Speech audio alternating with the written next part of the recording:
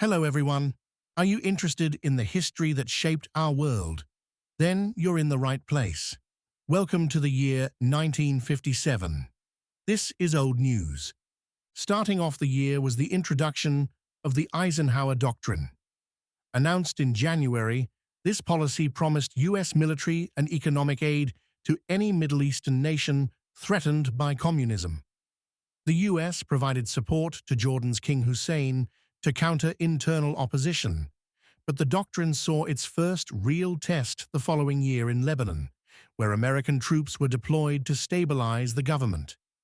The doctrine marked a significant expansion of U.S. influence in the Middle East, shaping American foreign policy for decades to come. And the Treaty of Rome was signed in March, establishing the European Economic Community and the European Atomic Energy Community. These agreements laid the foundation for greater European integration, fostering economic cooperation between six founding nations: Belgium, France, Italy, Luxembourg, the Netherlands, and West Germany, progressing toward the formation of the European Union in 1993. It was a major step in post-war efforts to promote economic cooperation and peace in Europe.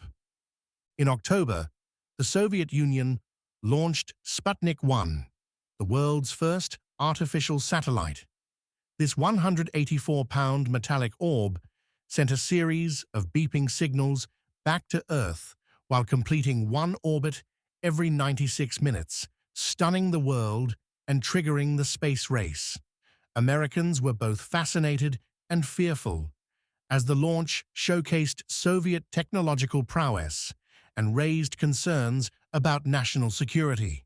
The U.S. government responded by increasing funding for science education and space research. By November, the Soviets launched Sputnik 2, carrying the first living creature into space, a dog named Laika. She tragically died a few hours after launch due to overheating, though the Soviets originally claimed she survived for days. The fight for civil rights gained national attention in '57 with the Little Rock Nine, a group of African-American students attempting to integrate Central High School in Little Rock, Arkansas. Their enrollment was met with violent protests and defiance from Governor Orval Faubus, who deployed the Arkansas National Guard to block their entry. In response, President Dwight D. Eisenhower intervened, federalizing and reversing the National Guard and sending the 101st Airborne Division to escort the students. This pivotal moment highlighted the federal government's role in enforcing civil rights and became a powerful symbol of the ongoing struggle for racial equality. Resistance to desegregation persisted, however. The next year, in '58, Faubus attempted to close all public high schools in Little Rock to prevent further integration, a move known as the Lost Year. This effort to block integration underscored the deep racial tensions that would define the civil rights movement in the 1960s. Congress also passed the Civil Rights Act of 1957. Although limited in scope, it established the Civil Rights Division within the Department of Justice and allowed federal prosecutors to seek court injunctions against efforts to interfere with voting rights. However, the act's enforcement was weak, as opposition from Southern politicians diluted its impact. It was the first civil rights legislation passed since Reconstruction. The post-Civil War efforts to reintegrate the Southern states into the Union and protect the rights of formerly enslaved people in the 1860s and 70s. In baseball, the Milwaukee Braves, led by the legendary Hank Aaron, won the World Series, defeating the New York Yankees in 6 games.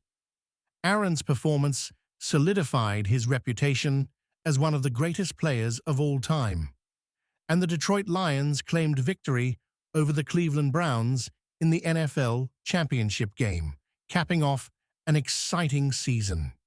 It was the Lions' 4th championship, but would be their last appearance for at least 68 years. The entertainment world was abuzz with creativity and transformation.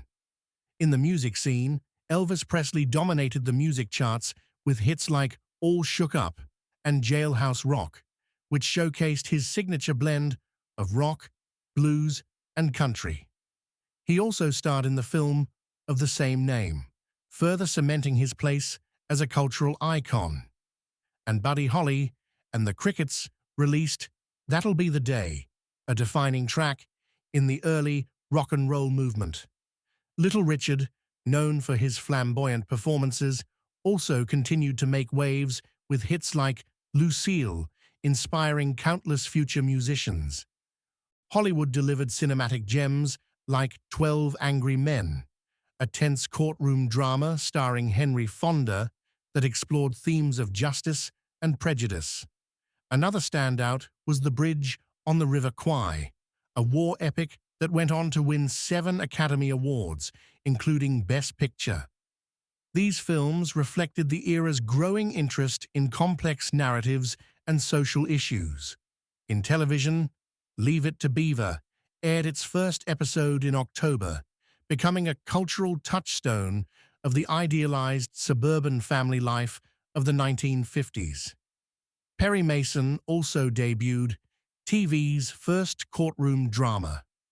It was also the year Dr. Seuss published The Cat in the Hat, a groundbreaking children's book inspired by a challenge to create an engaging book using only 220 simple words that revolutionized early reading education.